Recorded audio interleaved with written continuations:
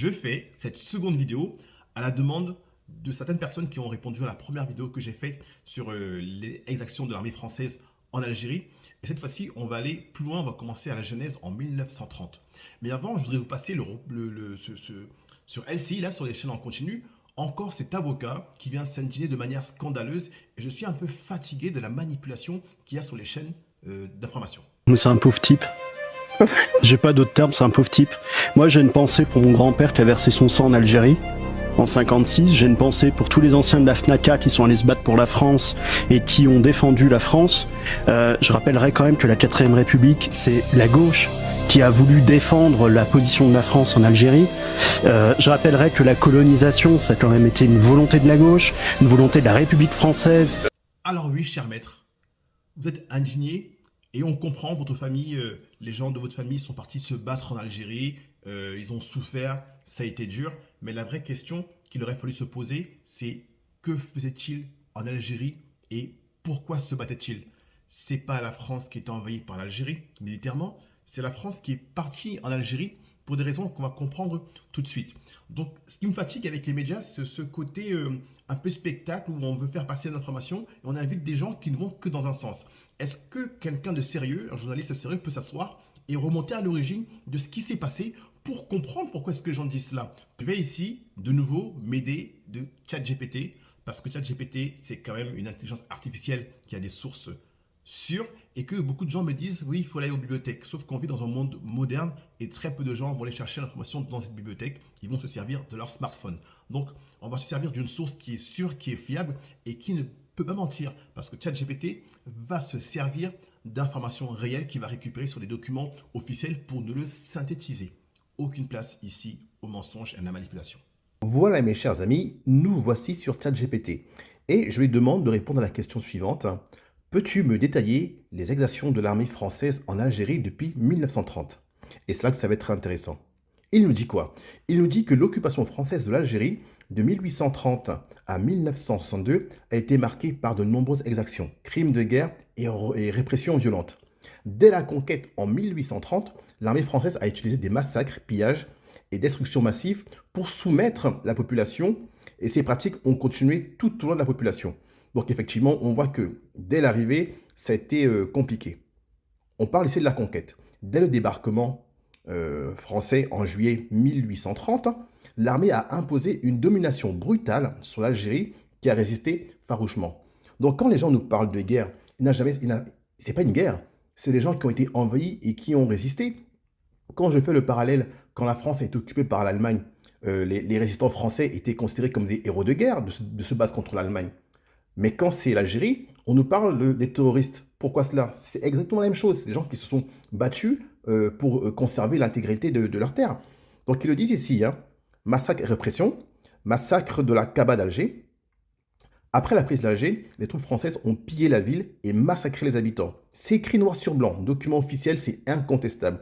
Et c'est ça qu'on doit voir sur les plateaux. C'est sur ça qu'il faut débattre et pas juste venir s'offusquer de je ne sais quoi. Donc, des répressions, des enfumades. Donc, on a parlé de ça effectivement, des enfumades des grottes. L'armée française, donc en 1844, l'armée française, notamment sous les ordres du général Cavaignac, a pratiqué la guerre d'anéantissement. Vous imaginez le mot, d'anéantissement, en asphyxiant des milliers d'Algériens dans les grottes, comme à Dara Gar el Frachi. Veuillez m'excuser l'accent, je ne suis pas de la région, donc forcément, il est un peu défaillant. Chose importante, spoliation des terres. Donc, confiscation des terres, la France a exproprié les terres des Algériens pour les donner aux colons européens. Ça, c'est une dinguerie, veuillez m'excuser. Donc, on vient chez vous, on prend vos terres pour les donner aux autres, et donc vous imaginez que forcément, ces terres qui étaient occupées, qu'a-t-on fait de la population qui était sur place? Je vous laisse comprendre ce qui s'est passé. Destruction des mosquées et expropriation des biens religieux. L'État colonial s'approprie des biens, aboue biens religieux et interdit certaines pratiques islamiques. Donc on arrive chez vous, d'accord? On arrive chez vous et quelqu'un décide de comment vous devez prier, de qui vous devez croire, à quoi vous devez croire. C'est de ça qu'on parle, hein? C'est de ça qu'on parle. Révolte de la Kabylie, 1851, réprimée par la destruction de villages et l'exécution de milliers de Kabyles. Donc toutes les révoltes sont complètement étouffées, vous n'avez pas droit à la parole. 1871, plus de 200 000 Algériens tués ou déportés en Nouvelle-Calédonie. Donc c'est ça qui est important. Le mot déporté, vous savez, on l'a utilisé pendant la Deuxième Guerre mondiale, déportation, mais ça n'a pas commencé la Deuxième Guerre mondiale, la déportation. Ce mot-là était déjà en vigueur avant. Révolte de la guerre d'indépendance. Donc pendant la Première Guerre mondiale, pardon, des milliers d'Algériens sont envoyés de force se battre pour la France. En retour, ils espéraient plus de droits, mais bien entendu, rien n'a été fait. Encore une fois, voilà. Vous voyez, ce n'est que ça. Massacre sur massacre, massacre sur massacre. Tir à balles réelles sur la foule. Bombardement aérien dans les villages. Exécution sommaire et massacre de masse. Bilan entre 20 et 45 000 morts selon les sources. On peut continuer comme ça encore longtemps, c'est que ça. Il y a un élément qui est très intéressant sur lequel je voulais revenir. Donc les tortures et exécutions, ça on en a parlé dans la vidéo précédente. Mais ils ont parlé d'un moment donné où ils ont forcé ici. Alors voilà. Camps de regroupement et déplacement forcé. 2 millions d'Algériens déplacés dans les camps de regroupement, sous surveillance militaire, conditions de vie épouvantables, famine, manque de soins, humiliation permanente et autres. Et à quoi ça me fait penser, pour ceux qui vont peut-être connaître, au niveau de la Deuxième Guerre mondiale, il y a ce qu'on appelait le ghetto de Varsovie. Ce sont des Allemands qui avaient regroupé tous les Juifs de Pologne, donc, à Varsovie, dans un quartier fermé, et ils ont laissé, il y en avait plus de 400 000, qui vivaient dans des conditions absolument atroces, où ils étaient privés de nourriture, ils étaient battus, enfin, on les a laissés mourir dans un ghetto. Voilà, pour poursuivre, comme je le disais précédemment, on va essayer de répondre à la question, est-ce que les nazis se sont inspirés de l'armée française? Et c'est une fille qui m'a dit en commentaire que Klaus Barbie, donc Klaus Barbie était un responsable nazi qui était en France, notamment appelé le boucher de Lyon, un haut gradé nazi qui a fait des exactions. Et il a dit, ce monsieur, il aurait dit qu'il s'est inspiré de l'armée française. Donc j'ai demandé à ChatGPT, il me dit qu'il n'existe aucune preuve historique ni déclaration officielle que Klaus Barbie affirmant que les nazis se seraient inspirés de massacres de l'armée française en Algérie. C'est établi, c'est dit. Cependant, cette idée est souvent évoquée dans certains débats historiques, notamment en raison des méthodes similaires de répression utilisées par l'armée française en Algérie et par les nazis pendant la Seconde Guerre mondiale. Donc, le point 2, des méthodes similaires entre nazis et l'armée française.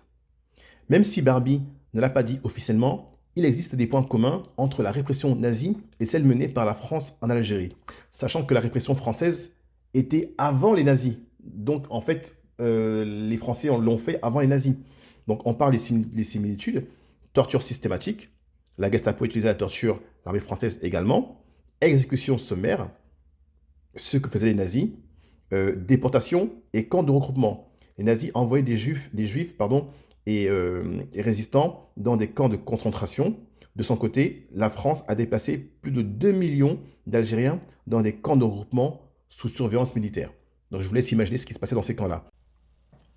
Avant de conclure, je voulais quand même prendre le temps de faire un hommage appuyé au peuple algérien, parce que c'est vrai qu'on sait qu'il s'est passé des choses et tout ça, mais quand en fait j'ai vu tous ces gens sur les plateaux télé qui pétaient les plombs, qui insultaient Monsieur Apathy, en fait je me suis intéressé à ce qui s'est passé en Algérie et j'ai pu découvrir tout ce qui s'est passé et j'étais horrifié. Donc avant toute chose, moi je voudrais prendre le temps de saluer et d'applaudir tout le peuple algérien pour votre histoire, pour la résistance qui a été la vôtre face à une armée infiniment plus forte que vous et tout ce que vos parents, vos arrière-parents ont subi. Maintenant, encore une fois qu'on a dit ça, et je l'ai dit dans l'ancienne vidéo, les Français d'aujourd'hui ne sont en rien responsables de ce qui s'est passé hier. Ce ne sont plus les mêmes gens, ce ne sont plus le même peuple, ce ne sont plus les mêmes croisades. Et aujourd'hui, les gens veulent oublier ça. Et effectivement, par moments, on veut mettre la poussière sous le tapis. L'idée ici n'est pas de dénoncer ou d'accabler, mais c'est vraiment de vivre avec ce qui s'est passé, de comprendre ce qui s'est passé pour construire tous ensemble un avenir meilleur. Moi, la France, ce n'est pas parce que je vais pouvoir dénoncer ce a fait l'armée française que je n'aime pas la France. La France, moi, je l'aime, je la respecte et je suis très fier et heureux d'habiter en France. La France m'a donné beaucoup et je l'en remercie.